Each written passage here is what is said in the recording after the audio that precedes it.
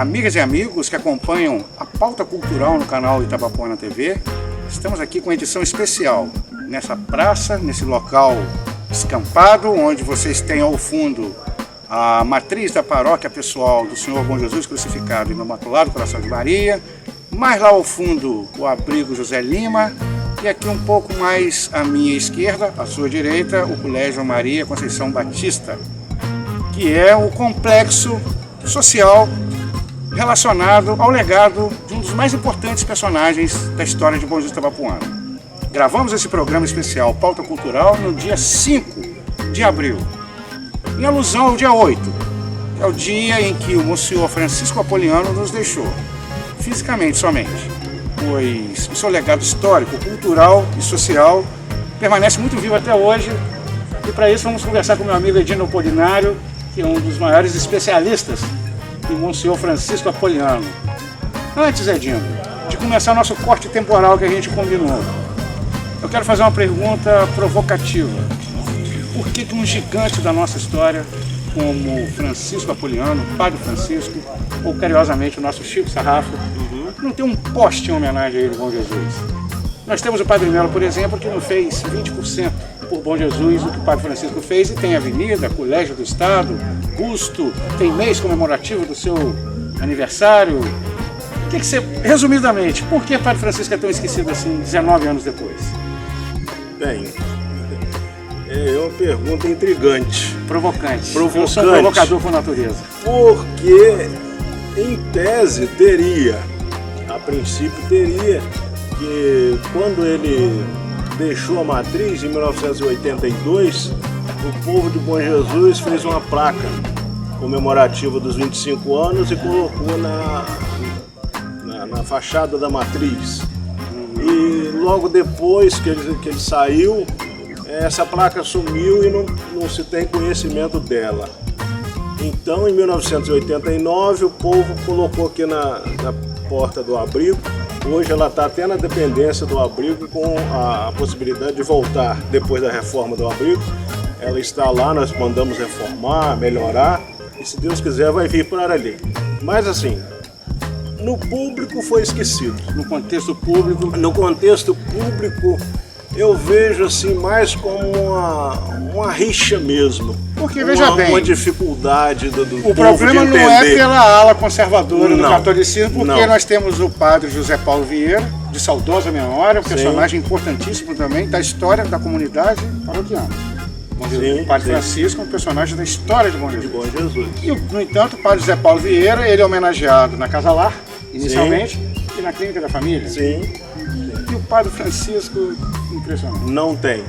Em Carabuçu, lá no cantinho, tem uma rua chamada Monsenhor Francisco Apoliano. Mas aqui na cidade não tem. Em Carabuçu teve então uma homenagem? Tem uma homenagem. Nós temos que conhecer essa rua. Tem. Carabuçu, na chegada ali, num loteamento novo que tem. No loteamento Nova Liberdade. Então isso, é uma homenagem recente, de 10 anos para cá. Isso, de 10 anos para cá. Não lembro quando foi, mas tem essa rua Monsenhor Francisco Apoliano em Carabuçu. Mas aqui não tem. Ainda, né? Quem sabe? Agora, em outro local que ele trabalhou, tem a avenida maior da cidade é Monsenhor Apoliano. Então vamos falar desse corte temporal que eu falei inicialmente, em São Manuel de Marco, né? Que foi onde o Padre Francisco se formou como líder religioso e político. Exato. Ele se formou no Ceará, no seminário da Prainha, em Fortaleza. E depois de formado, foi professor de seminário e depois ele foi para São Manuel do Marcos. São Manuel do Marco. Na época, distrito de Sobral. Na época, distrito de Sobral. Perto de Massapê, que é onde ele nasceu, também distrito de Sobral. Ali por perto. E lá, quando ele chegou, a cidade era totalmente abandonada, era um distrito abandonado. Um vilarejo, né? Um vilarejo que, por exemplo, não tinha ligação, tem um rio, eu não sei se é Rio Acaraú, não lembro, mas tinha um rio que cortava a cidade e as pessoas não tinham como ir a Sobral porque não tinha ponte. Então ele logo programou e juntou o pessoal e fizeram a ponte. Essa ponte existe até hoje. E essa ponte impedia até na época das cheias de moradores de um bairro não conseguir atravessar a ponte para ir no mercado comprar não conseguia. Não era nem questão de ir a Sobral também. Exatamente, ele não tinha. Então ele fez cemitério, escola. Ele estruturou. organizou, fez cooperativas. O Padre Francisco sempre foi muito disso, fazer cooperativa, de leite, né? de cabra, por exemplo. Ele conseguiu reunir um grupo de pessoas e fazer isso. Ele era um cara agregador. E nesse desenvolvimento que Marco teve, Marco foi elevado a município. Ele capitaneou junto com outras lideranças locais o movimento emancipatório de Marco. Exatamente. Ele juntou, né, o povo dali e junto foi até o governador.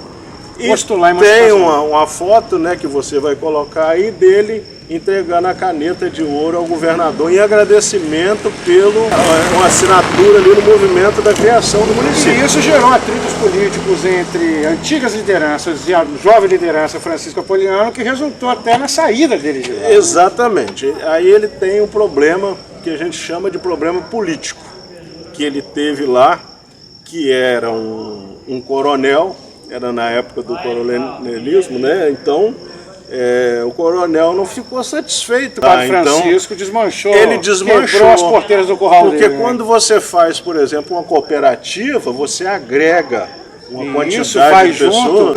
A consciência de classe. Exatamente, mas ele deu um sentido de consciência de classe aos moradores que era submetido ao coronelismo. Para o coronel, isso aí não foi uma ofensa em qualquer lugar do Brasil. Imagina no semiárido do Ceará. Né, pela história, a gente sabe, esse coronel ameaçou ele de morte e ele acabou tendo uma crise nervosa e teve que se transferir para o Rio de Janeiro para se tratar. Então, se deu nesse contexto. Ele teve uma estafa, vamos dizer assim, e saiu de Marco e veio para o Rio, que era onde ele tinha um recurso, né? Antigamente os nordestinos vinham ao Rio. Com esse problema emocional, ele foi para, se eu não estou enganado, para Águas de Lindóia, em São Paulo, se eu não estou enganado. Foi numa estância mineral que o médico aconselhou ele a procurar. E lá ele encontrou com o Dom Antônio de Castro Maia, que era bispo de Campos. Aí o Dom Antônio falou: rapaz, então, você está no Nordeste e tal, vem para cá para a Diocese de Campos, que eu tenho um lugar bom, que é São Sebastião do Alto e Santa Maria Madalena.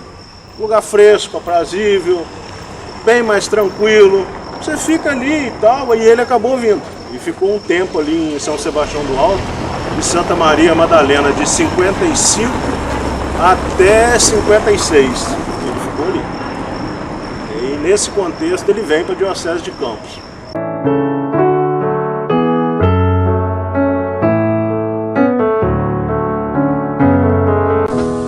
Olha, eu tenho muito amor ao Bom Jesus. Estou aqui quase há 40 anos. Eu cheguei aqui em 31 de janeiro de 1957. Falei hoje na pregação. Eu fui nomeado vigário para cá em 56. Mas pedi a Dom Antônio para dilatar o prazo de minha posse. E Dom Antônio disse: você está nomeado vigário e a posse é chegar na terra. Eu vim para cá meio contrariado. Eu não tinha intenção de ficar nunca aqui. Vim com a intenção de passar um ano, como o Dom Antônio me propôs. E esse ano, depois de um ano, o Dom Antônio disse: quer ficar mais? Estou lá um ano, fiquei um ano. E aí estou até hoje, graças a Deus, e me sinto muito alegre, satisfeito. Eu tenho o povo de Bom Jesus como meus amigos, meus filhos, pessoas de inteira amizade. Até que o Dom Castro Maia recorreu a ele para apagar um incêndio. Exatamente. Um incêndio chamado Bom Jesus de Itabapoana. Em Bom Jesus estava um caso sério, porque o padre Ovídio, Monsenhor Ovídio, tinha sido eleito até Monsenhor aqui, tinha recebido o título de Monsenhor, e deu uma confusão, né, que há muita controvérsia. Eu tenho um inquérito policial, eu vou até te passar, que foi feito. Então, tipo assim, nem chegou a ser por conta da questão religiosa, que às vezes se fala, foi não. Foi mais uma questão pessoal ali, de birra mesmo, de alguns líderes, que nem eram da Igreja Católica. A primeira grande briga do Monsenhor Ovídio foi com Osório Carneiro, no jornal A Voz do Povo, exatamente. porque o Osório Carneiro fazia uma campanha defendendo o divórcio. Exatamente, exatamente. Aí teve uma festa de agosto que o Monsenhor Ovídio não fez a festa do Divino Espírito Santo, que foi apenas o estopim. Exatamente. De muita coisa que já vinha transbordando. Exatamente. Que comunhou na expulsão do Padre Ovídio de Bom Jesus. Exatamente. Bom Jesus, quando o Padre Francisco chegou aqui em 1957, estávamos já há 10 anos sem Padre Melo. E não tinha nenhuma estabilidade social e religiosa no município. Eu não sei se você sabe por que o Padre Ovídio não rezou a missa. Pelo seguinte, tinha o baile do hospital. O baile da rainha da festa de agosto. Da festa de agosto. Que era para converter fundos para o hospital. Eis a origem. O Dom Antônio de Castro Maia tinha feito um decreto pouco antes, baseado no que determinava o Concílio Plenário Brasileiro, que era a instrução para o clero, para as dioceses, que proibia baile e proibia qualquer uma pessoa de participar. Então o Padre Ovídio disse para o rapaz, falou, olha, se tiver baile, eu não celebro missa. Começou por aí. A origem toda foi essa. E não vou abrir a igreja e vai ficar tudo fechado. Isso no dia 15 de agosto. Isso no dia 15 de agosto. Foi uma semana antes, eu vou te passar, você vai ter a oportunidade de ver lá. São várias pessoas que falam no inquérito. E aí, realmente, como o moço não cancelou o baile, ele não abriu a igreja. Ele abriu a igreja cedo, celebrou a missa, e aí foi aquela confusão. Tinha outro também, um bom jesuense que escrevia muito, Atos Fernandes. Atos Fernandes. Parece que doutor Ari. Lá tem os personagens, você vai ter a oportunidade de saber um por um. Nessa confusão na liderança de Osório Carneiro, que era o diretor e redator do jornal A Voz do Povo, e a paróquia do Senhor Bom Jesus, isso culminou em 1955, antes da expulsão do Padre Ovídio. A diocese já tinha emitido um comunicado, praticamente uma determinação que foi fixada na porta da matriz do Senhor Bom Jesus, vedando, proibindo os fiéis da paróquia do Senhor Bom Jesus a comprar e ler o jornal A Voz do Povo. Exatamente. Porque ele continha o conteúdo defendendo o divórcio e essas coisas mais anticlerical. Então era um conflito gravíssimo, porque A Voz do Povo era o principal veículo de comunicação de Bom Jesus desde 1930. Osório Carneiro, um personagem de extrema relevância, foi a principal autoridade de Bom Jesus entre 30 e 34, por exemplo, na Revolução, como delegado interventor. Sim. Era uma pessoa influente que foi determinante na fundação do Centro Popular para Melhoramentos, para a reabertura do hospital. Então era uma pessoa que tinha um peso enorme na nossa sociedade, o Osório Carneiro. Sim, com certeza. E que tinha uma visão social muito forte também. Era quem olhava para os nossos pobres. Padre Melo não estava nem aí para os nossos pobres na primeira metade do século XX. Tanto que não existia obra social da igreja até a chegada do Monsenhor. Não existia. Aí, Dom Antônio Castro Maia designou Padre Francisco para essa fogueira que estava aqui em Bom Jesus, que a gente acabou de relatar. Por conta disso, por isso que eu te digo que não foi tão uma coisa religiosa, foi uma coisa mais política. Foi política. Ela não foi religiosa. A missão do Padre Francisco foi meramente política. Então o Padre Ovídio foi embora e ficou a paróquia totalmente, vamos dizer assim, desprovida até dezembro. Inclusive as freiras que cuidavam do Hospital São Vicente de Paulo, que era subordinada à paróquia do Cachoeiro, elas foram embora. Porque não tinha padre nenhum na cidade, não poderia ter freira. Depois que a poeira baixou, o Dom Antônio não conseguia padre para vir para Bom Jesus. Porque nenhum dos padres da Diocese de Campos, sabendo o que tinha passado o Monsenhor Ovídio, queria vir para cá. Embora soubesse que o Monsenhor Ovídio era birrento, o Monsenhor Ovídio não era fácil, era um espanhol, né, que saiu de uma guerra lá e veio para cá, e ele era tinhoso. Então, mas mesmo sabendo, nenhum padre aceitava vir para Bom Jesus. E aí o Dom Antônio, nesse contexto, ele procura o Padre Francisco e pede para o Padre Francisco vir para Bom Jesus. Provisoriamente. E o Padre Francisco não queria vir. Ele falou, mas eu não, arruma outro. Não, mas não podia também, era amigo de Dom Antônio. Dom Antônio falou, não, vai lá, fica pelo menos um ano, porque pelo menos um ano dava para dar uma estabilizada. E foi nesse contexto que ele veio. Ele marcou para vir para Bom Jesus e ele fala que uma coisa que marcou muito para ele ficar em Bom Jesus é o seguinte: ele estava no Rio, ele comprou a passagem do trem da Leopoldina e ele estava na cabeça que o trem era 1h da tarde. E ele se aprontou e foi para a estação. Chegou lá umas 10:01, por exemplo, e chegando lá ele fala lá com o rapaz, eu não sei como se dá o nome, e o rapaz fala, ele falou, o trem da UMA já saiu para Campos? Aí o rapaz falou, não tem trem da UMA, tem o trem de meio-dia. Então o trem era meio-dia. Ele falou, perdi. E o rapaz falou, mas deu um problema e ele está saindo agora. Então ele saiu com a mala correndo e veio para Bom Jesus. Então ele falava, eu tenho isso gravado, que isso na cabeça dele foi como se Deus tivesse um propósito para ele. Vai, porque o trem saía meio-dia, não atrasava. E esse dia atrasou e ele veio. Então ele achava que isso é uma coisa que comoveu ele. E mesmo no final da vida ele falava dessa história.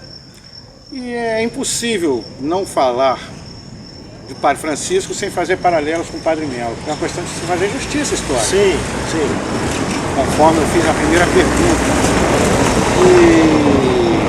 E para a gente compreender a dimensão da relevância do papel do Padre Francisco na história de Bom Jesus, eu retorno a Bom Jesus de 1890, quando nós tivemos a primeira emancipação de Bom Jesus. Bom Jesus foi emancipado pela primeira vez em 1890 até 1892. E ali aconteceu um fato que, a meu ver, foi que desencadeou todo o retrocesso que vivemos. Porque até então, Bom Jesus era mais desenvolvido que Itapiruna.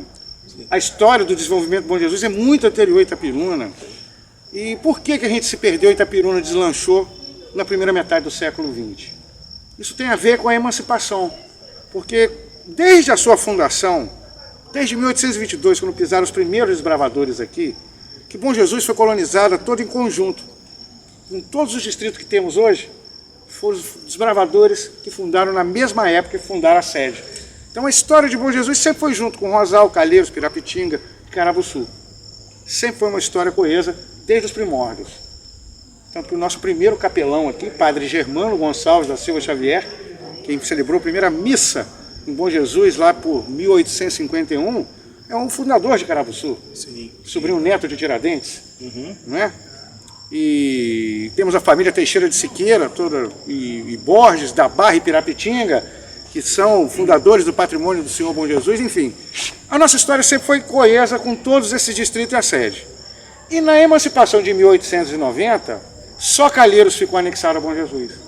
Bom Jesus se desvinculou dos demais distritos. E assim ficou até depois da nossa emancipação definitiva em 1938.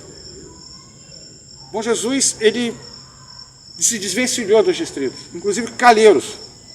Tanto que Padre Francisco chegou aqui, Calheiros estava há 32 anos sem capela.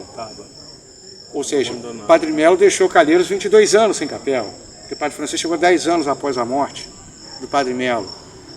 E o Padre Melo não se preocupou em reintegrar os distritos com Bom Jesus. Ele construiu capelas em Rosal, construiu na Barra, construiu em Pirapitinga, construiu em Carabuçu, mas não construiu em Calheiros.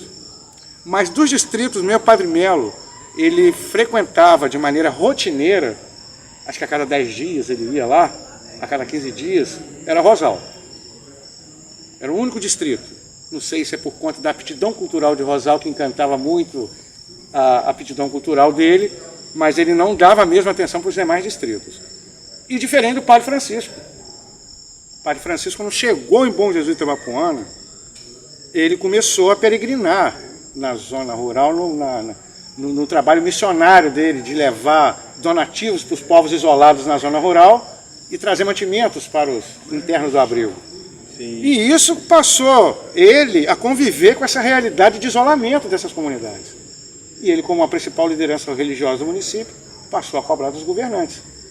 Se hoje nós temos essa infraestrutura dos distritos, todos os distritos têm escolas, postos de saúde, estradas, ambulâncias, equipe de enfermeiros, que atende até fim de semana numa emergência para trazer aqui para a cidade, isso tem que ser agradecido e creditado ao Monsenhor Francisco Apolinário.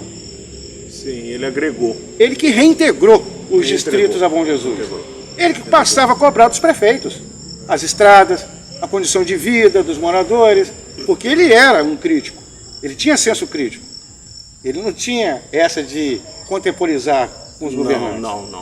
Não, era muito correto no trato, né, e muito direto. E também nós vivíamos épocas diferentes, né, que homens públicos eram homens públicos. Aqui a igreja não tinha nenhuma obra de assistência social. Quando eu ia celebrar a missa diariamente, aos domingos, ficava aquela multidão de velhos em frente à igreja, atrapalhando os fiéis que quase sempre chegavam atrasados para a missa das 7 ou das 9. E eu me aborrecia com aquilo. Foi uma graça de Deus.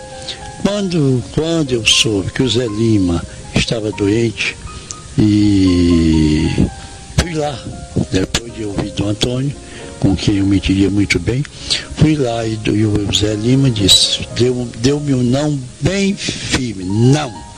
O abrigo eu não dou para ninguém, é para minha família. No caso da minha família não ter condições para sustentá-lo, então vai ficar seu.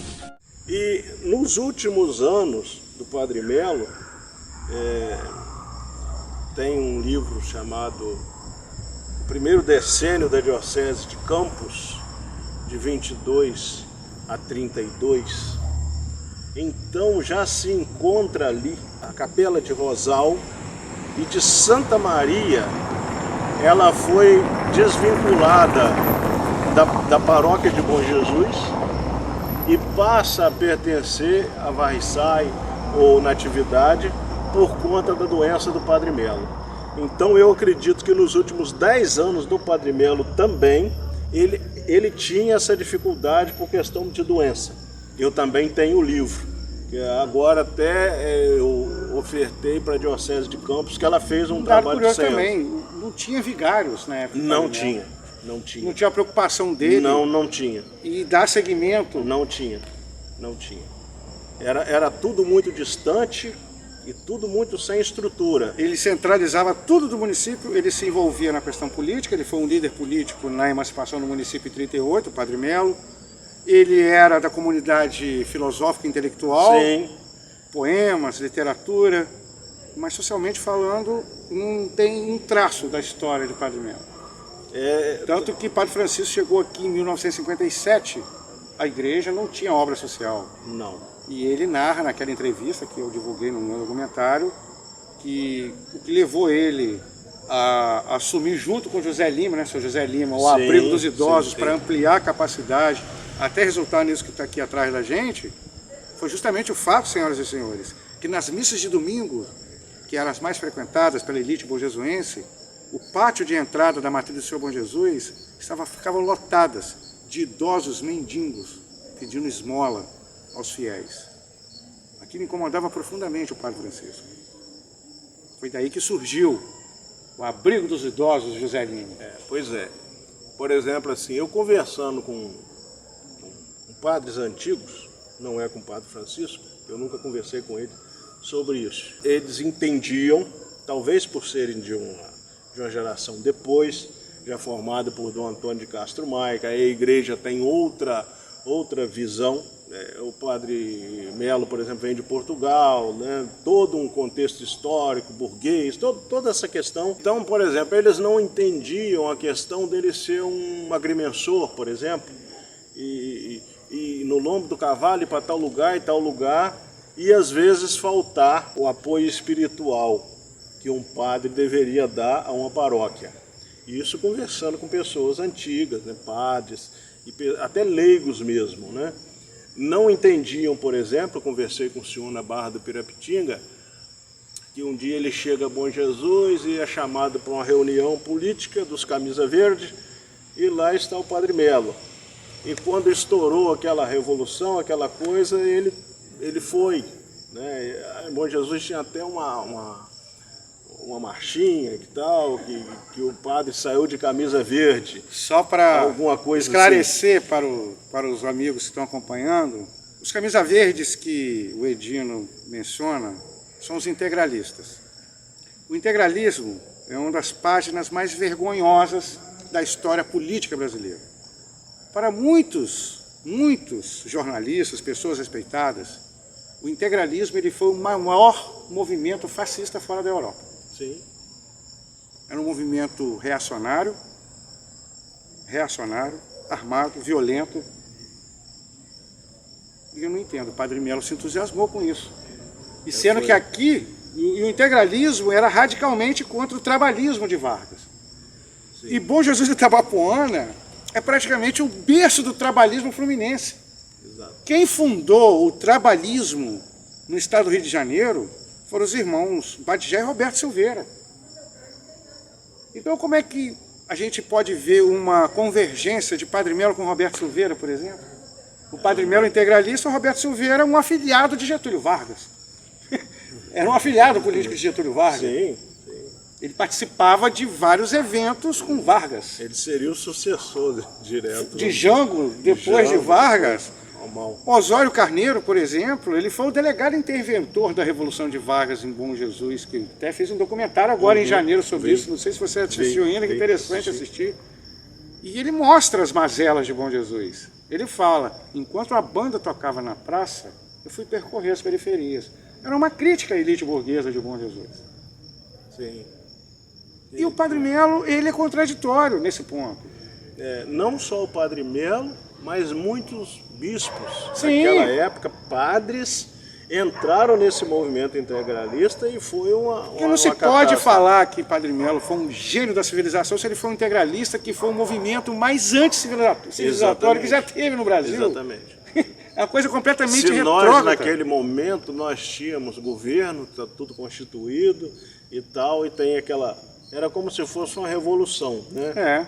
É. Uma tanto que não prosperou, fracassou o movimento. E ele ficou marcado por essa mancha na história. Então, isso eu ouvi de um senhor de Pirapitinga, morreu há pouco tempo. O livro de Padre Melo tem vários artigos dele que ele publicava nos jornais da Voz do Povo, ou até jornal mesmo que ele fundava, como o Meu Campinho, a Paróquia, de textos integralistas, porque defendendo convictamente. Vale lembrar que aqui não é uma crítica, nós estamos discutindo fatos históricos. Exato, então, porque a gente está falando a história... Porque é impossível não fazer um paralelo entre Padre Francisco e Padre Melo. Primeiro, ambos viveram exatamente 47 anos aqui em Bom Jesus. Exato. Padre Melo, 47 anos na primeira metade do século XX, e o Padre Francisco, 47 anos na segunda metade do século XX e um pouquinho do século XXI. Ele faleceu em 2005. 2005. Dia 8 de abril. 8 de abril. Então, é impossível, porque existe um mito histórico que envolve esses dois padres. E mito é a mentira. O mito não é verdade. Então a gente tem que apresentar para a sociedade o personagem e o mito. Seja por parte do Padre Francisco, que tem um mito tão pesado contra ele que o preconceito que se estabeleceu em cima desse mito impede que ele seja reconhecido historicamente da sua verdadeira relevância. E o Padre Melo é o inverso. Existe um mito em torno do Padre Melo que agrega nele atribuições que ele nunca apresentou para a sociedade. O Padre Melo era uma pessoa que notoriamente desprezava os pobres. O máximo que eu vi do Padre Melo escrito sobre os pobres foi um poema, veja bem, o cara faz um poema em cima da miséria. E um artigo, ele defendendo Osório Carneiro, na crise humanitária que vivemos na década de 1930 por conta da Revolução. Mas, na verdade, era para o padre da cidade estar pegando na cabeça da campanha de solidariedade contra a miséria que se estabeleceu em Bom Jesus, e não o delegado interventor, que era a pessoa que estava humanizando a sociedade com os pobres. Você veja o pensamento lá de trás, há 100 anos talvez. Por exemplo, uma das coisas que se fazia na festa do padroeiro era num dos dias da novena ou da festa, eu não me lembro bem, isso tem também relatado historicamente, escrito por pessoas daí da cidade de credibilidade, que um dos dias era dedicado a dar esmola aos pobres, aqueles mais desassistidos. Então, durante um ano, você tinha um dia, é claro que não é assim, mas tipo assim, teoricamente sim, não era uma campanha contínua, não é? Você tinha um dia só, que você vai lá e aquele dia você vai dar esmola.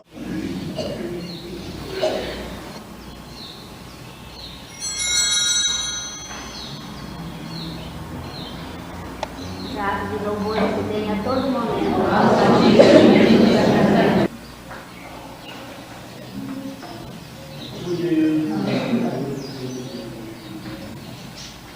Perdoe os pecados, nos conduz a vida eterna.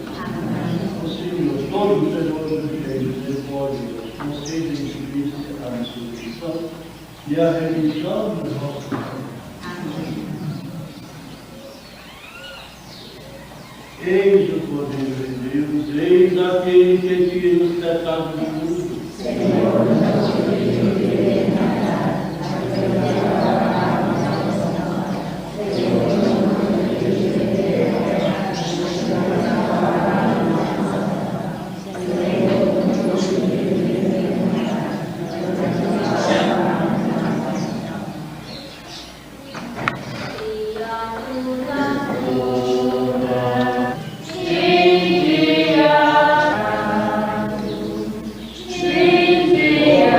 Inclusive, essa questão da caridade vai diretamente ao encontro com a temática, a festa da coroa do Divino Espírito Santo.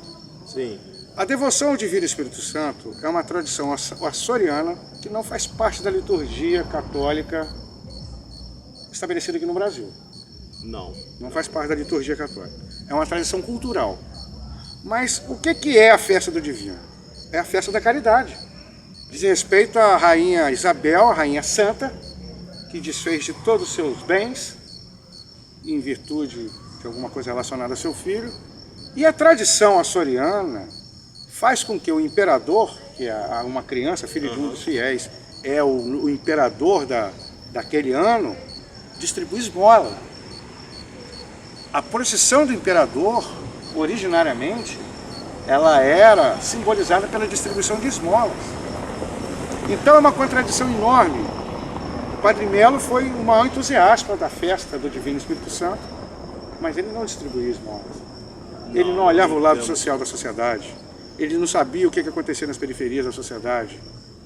E ao passo do Padre Francisco, que foi muito criticado por não ter dado a retomada da festa do Divino Espírito Santo, porque quando ele chegou aqui a festa já tinha sido interrompida pelo Monsenhor Ovídio.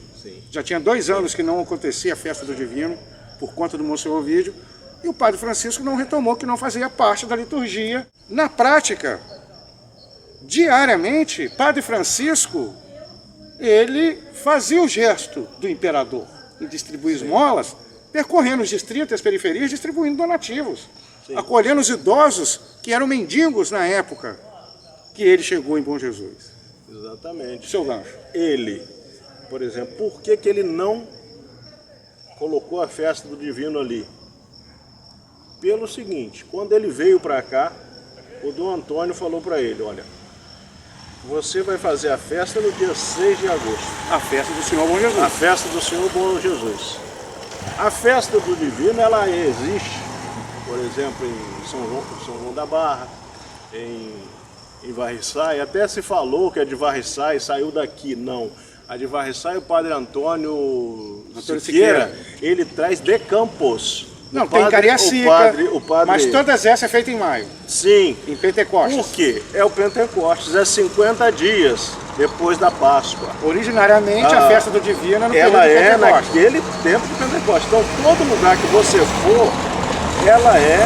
Inclusive, a festa do Divino de Bom Jesus Itabapoana, ela é até destaque no mundo inteiro. Na comunidade açoriana, católica do mundo, espalhada pelo mundo, destaca a festa do Bom Jesus, que é a única que não é feita em maio. Não. Aqui foi feita uma adaptação uma adaptação por volta de 1870 ou 1875, que transferiu a festa que era até esse período, originariamente feita em maio, mas por conta do café. A partir de 1870, o café passou a ser a principal fonte de geração de riqueza do município. Então a colheita do café se dá entre junho e julho, e as vendas nesse período e o dinheiro chega em agosto. Então, para incrementar as quermesses, que vinha a reboque da festa religiosa, transferiram a festa para o dia 15 de agosto, que é o dia de Assunção de Nossa Senhora, Sim.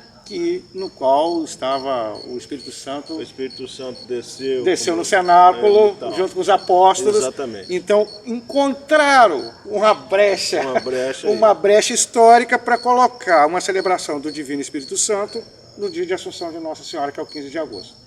Padre Mero estranhou, mas compreendeu e aceitou, porque ele veio da terra que originou essa tradição católica açoriana. E naquele contexto ali, naquela época, talvez fosse o correto. Exato. Não se discute.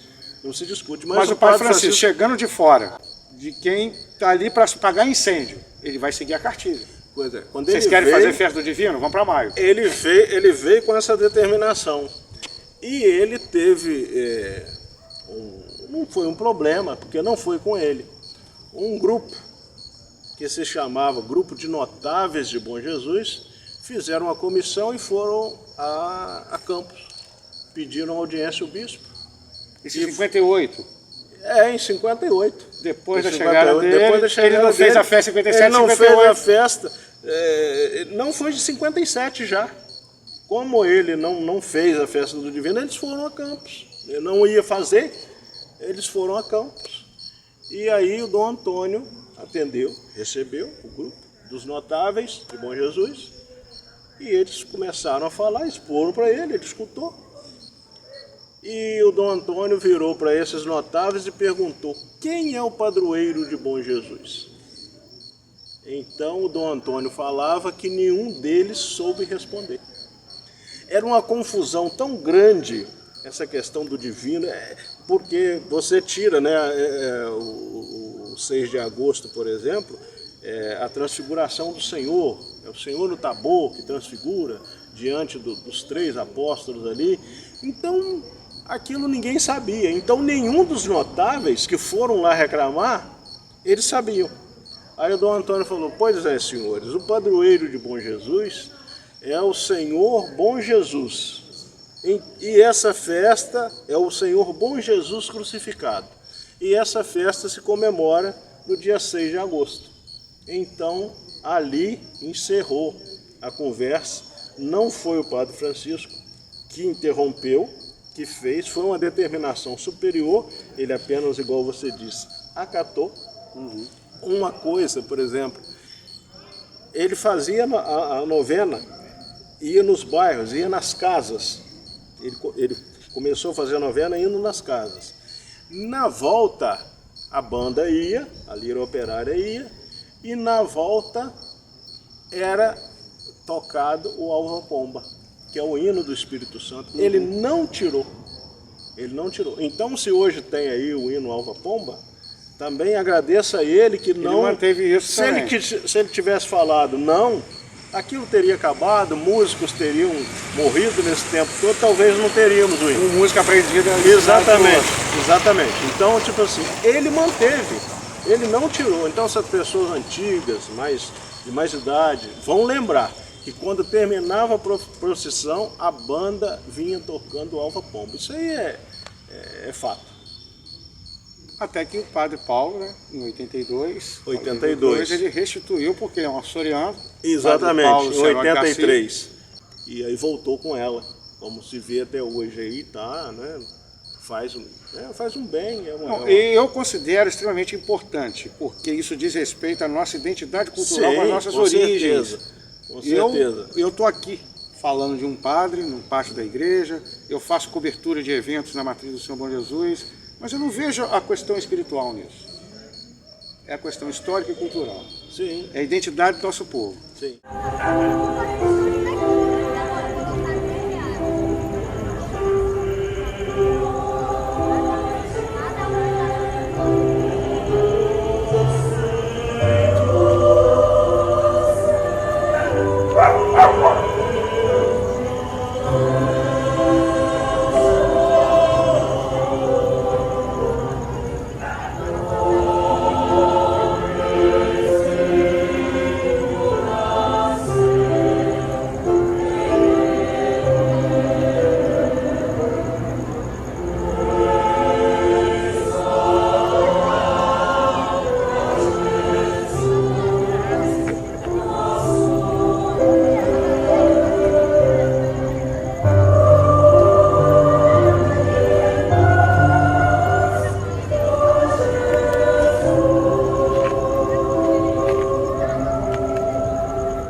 Hoje, por exemplo, eu posso fazer um comparativo novamente sobre o legado cultural do Padre Francisco e o legado cultural do Padre Melo. O legado cultural do Padre Melo, você só enxerga através das obras dele mesmo. Não surgiu depois daquela geração de gênios, poetas, Otacílio de Aquino, Romeu Couto, Atos Fernandes. Depois dessa geração não tivemos mais. Quem são os grandes poetas hoje, discípulos de Padre Melo, ligados à paróquia do Senhor Bom Jesus? Não tem. Não tem grandes... Desse nível não tem. No nível desses nomes que eu falei. O legado cultural e artístico do Padre Francisco está presente nos fiéis hoje daqui. Porque o preconceito que a sociedade estabeleceu contra o Padre Francisco impede, por exemplo, das pessoas saberem que ele era uma pessoa diretamente ligada às artes. Artes visuais, a pintura, a arquitetura, a música. Por exemplo, todo mundo exalta a fachada da Matriz do Senhor Bom Jesus, que é uma obra, uma joia arquitetônica de Padre Melo. Ele desenhou aquela fachada. Mas ninguém acredita ao Padre Francisco a joia arquitetônica que se tornou a Basílica. A nave, o contexto artístico dos detalhes das colunas, pinturas. Quem não se impressiona na entrada da Matriz do Senhor Bom Jesus? E ninguém consegue enxergar a obra do Padre Francisco ali. Em detalhe, Padre Francisco teve a humildade de triplicar o custo da obra de reforma da Matriz para salvar a torre. Exatamente. Não é? Exatamente. Uma torre condenada que não ia durar 50 anos. Exatamente. Não, ela não duraria mais 5 anos. Então, não ia chegar a 50 anos. Ela não chegaria a 50 anos. Foi em 72, parece, que o Padre Francisco diagnosticou que ela estava condenada. Exatamente. Em 72 ela tinha 48 anos. Exatamente, ela não chegaria. Se a fachada, se a torre do relógio da Matriz, a torre onde está o Senhor Bom Jesus, está de pé esse ano, completando 100 anos, tem que dar graça ao Padre Francisco que há 52 anos atrás se desprendeu de qualquer vaidade para salvar um legado do Padre Melo. Porque, por exemplo, o Padre Francisco foi aconselhado a um amigo dele, padre, lá da Diocese de Campos. Da Diocese de Campos. Eu conheci esse padre e não foi o Padre Francisco que me contou, foi o padre. Foi o próprio padre que falou. O próprio padre que falou comigo. E quando ele estava lá, ele falou, explicou para o padre, porque o desafio que tinha pela frente. O desafio, porque a torre era de baldrame, de madeira, e aquilo foi, né? Não tinha foi coluna. Deteriorando, não tinha coluna. Padre Melo, ele era matemático, mas não era engenheiro. Não. Construiu uma torre de 22 metros de altura com uma imagem pesadíssima no topo sem coluna. Não tinha recurso, e aquele foi acabando, né? Entra a água, vai acabando mesmo, o tempo destrói. E estava caindo. Um engenheiro chegou para ele e falou assim, ele chamou um engenheiro para ver outra parte da igreja. Parte elétrica, parece. Parte elétrica. O engenheiro viu e falou assim, padre, deixa eu falar uma coisa para o senhor, olha, essa torre vai cair. Vai cair. E ele falou assim, olha, o que eu puder fazer, eu vou fazer. Porque eu vejo nessa torre a identidade do povo de Bom Jesus e eu quero preservá-la. Então ele fez de tudo, né? Na época veio engenheiro e tal. E esse padre falou com ele, falou, Padre Francisco, deixa cair. E ele falou comigo, padre, deixa cair, rapaz. Larga de ser bobo, porque você vai fazer essa obra que você está falando aí, vai fazer, mas vai ficar a fachada que outro padre fez, então deixa ela acabar de cair, que aí você faz do seu jeito, um estilo que você goste e tal, copia. Ele falou, não vou fazer. Enquanto o que eu puder fazer para não deixar ela cair, porque o povo de Bom Jesus tem muito apreço por ela, e eu também gosto, eu vou fazer e vou segurar, e graças a Deus funcionou. Entendeu? Os engenheiros deram certo. Mereceu uma placa na base daquela torre. Essa torre só está de pé graças ao bom Senhor Francisco. Exatamente. Eu acho que aquela coluna que tem no meio dela simboliza muito ali. A robustez do Padre Francisco nas suas ações.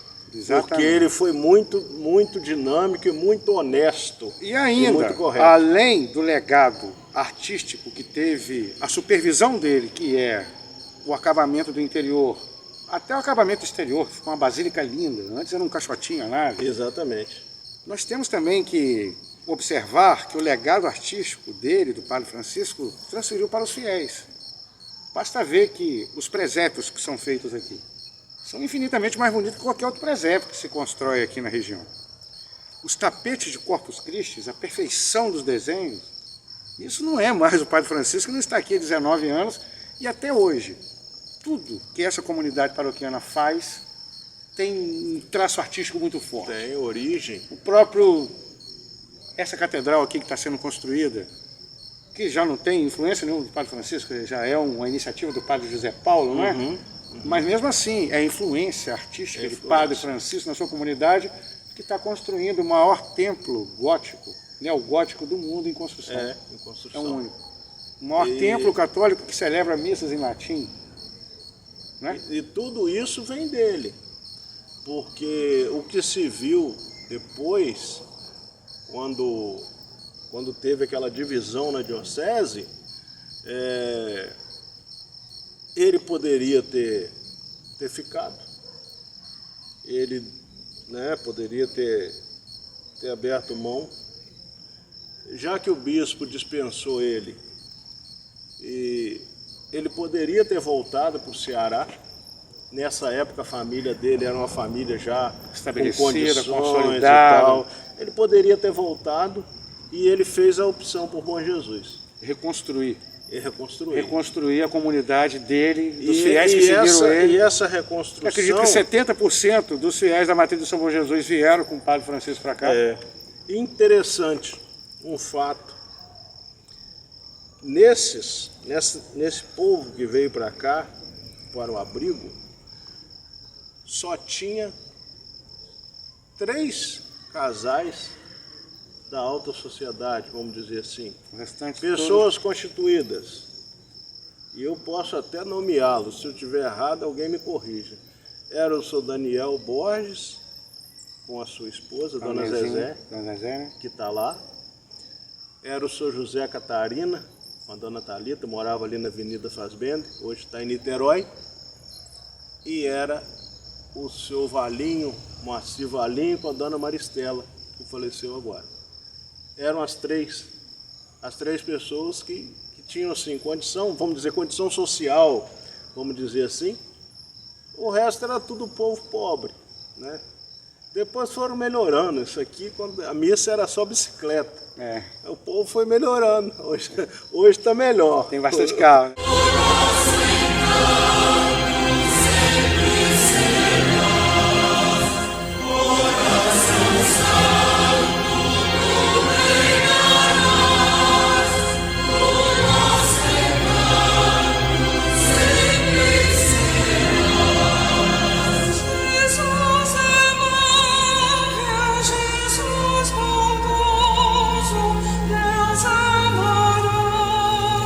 Service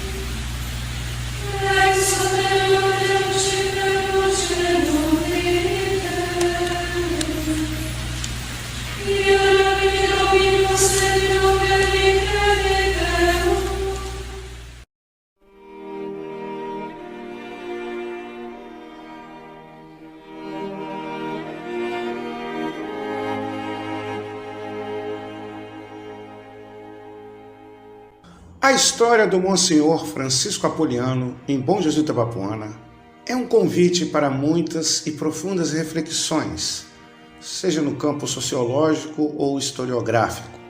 O aspecto prioritário a ser pensado é o preconceito da sociedade bojesuense, concentrada em sua elite empoderada, em não reconhecer o legado e a relevância histórica do vigário cearense na construção de nossa sociedade como um todo. São raros os personagens que contribuíram tanto para o município. E sequer temos uma mísera viela homenageando esse gigante bom jesuísta.